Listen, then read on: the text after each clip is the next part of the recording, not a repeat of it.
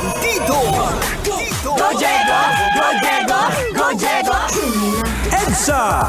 Itaas ang kamot sa mga angkol. Itaas ang kamot sa mga angkol. Bunalikol, bunalikol, bunalkol, bunalkol.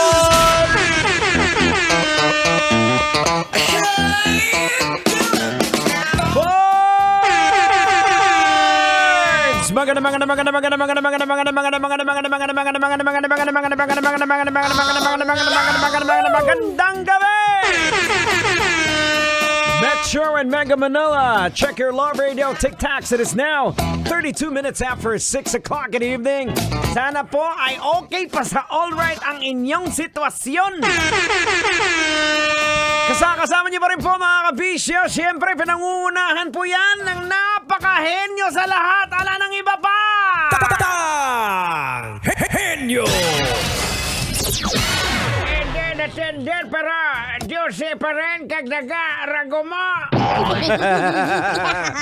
At siyempre mga kabisyo, kasama niyo naman po ang prodigy ni Tanghenyo. Inyo pong abang lingkod, Diego Bandido.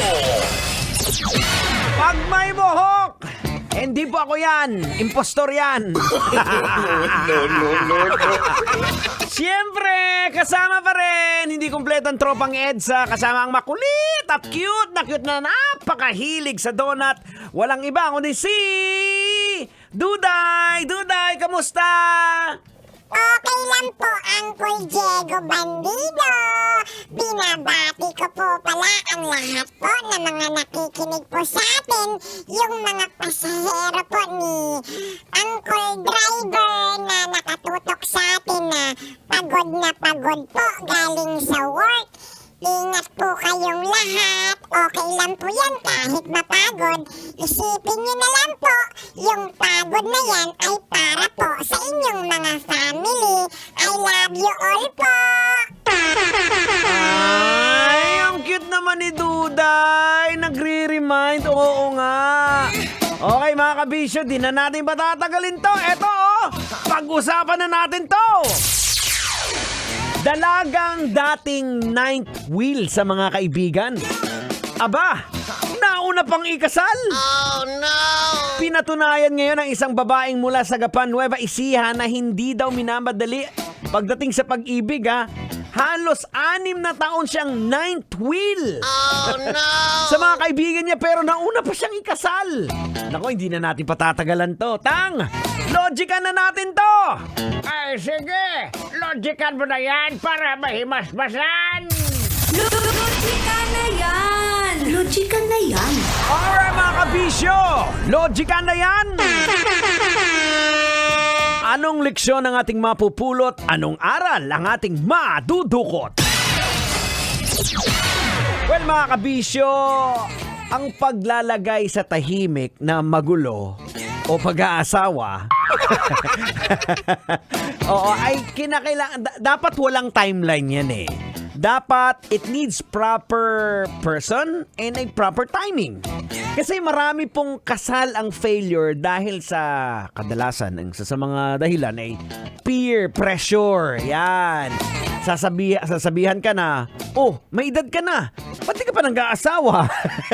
Diba? Well, the decision to get married is deeply personal and varies for each individual or couple. Marami pong tao ang nagpapakasal sa iba't ibang dahilan. At ilan po dito ay, unang-una, for the love and companionship. Marami pong mga tao ang pumipili na magpakasal because na nakita na po nila ang kanilang love of their life, ang icing sa kanilang cupcake. Diba? For whom na pwede po nilang i-share ang kanilang deep emotional connection and love and companionship. Pero kung walay pa, kalmuhan mo lang kasi baka mapag-asawa ka ng maoy kung mamadaliin mo. Diba? Kasi rushing into marriage without careful consideration can have significant consequences. May mga dapat kang i-consider. Hindi dapat nagbinamadali yan. Dapat mo i-consider compatibility, emotional maturity, o kung nagpakasal ka tapos immature pa rin na pangasawa mo. Diba? Financial stability, communication skills. At ito pinaka-importante sa lahat, ma-address mo yung mga red flags. Oo, na nakita mo na yung red flag sa limbawa, inignore mo, nagmadali ka, nagpakasal ka. Wala ngang hilig sa babae yung napangasawa mo, pero pareho pala kayo. Mahilig sa lalaki. Silahis pala na pangasawa mo.